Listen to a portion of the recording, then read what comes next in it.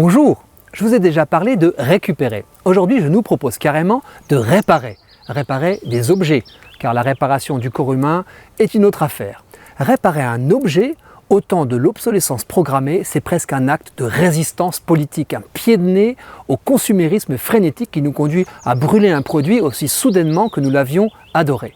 Réparer nous permet d'élucider le mystère de certains objets, de répondre au fameux « comment ça marche ?», d'assouvir cette saine curiosité qui a tant fait progresser l'humanité. Démonter et remonter une petite machine ou un meuble reste le moyen le plus sûr de vraiment les comprendre.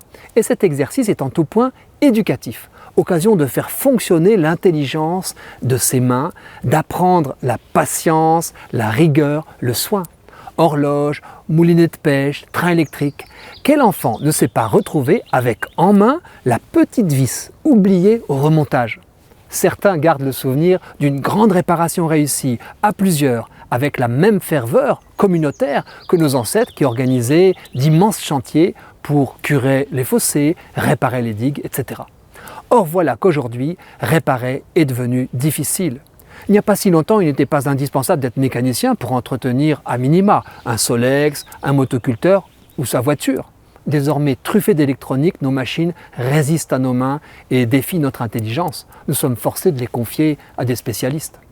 Alors comment exercer ce que j'ose nommer la vertu de réparation ? Car si jeter nous fait cautionner le vice du gaspillage et la culture du déchet, réparer manifeste notre dignité humaine. J'ai déjà cité ce qu'écrit le pape François dans Laudato Si, le fait de réutiliser quelque chose au lieu de le jeter rapidement parce qu'on est animé par de profondes motivations peut être un acte d'amour exprimant notre dignité.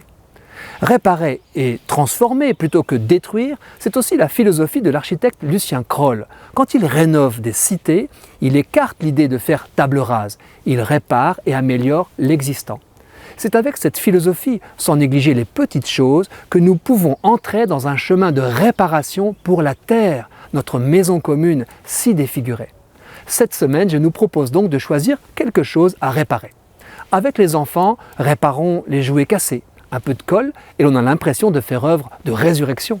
Les adolescents répareront volontiers le matériel avec lequel ils font du sport, vélo, skateboard, surf. C'est aussi une expérience forte. Celui qui a le courage de réparer une chambre à air percée construit sa personnalité.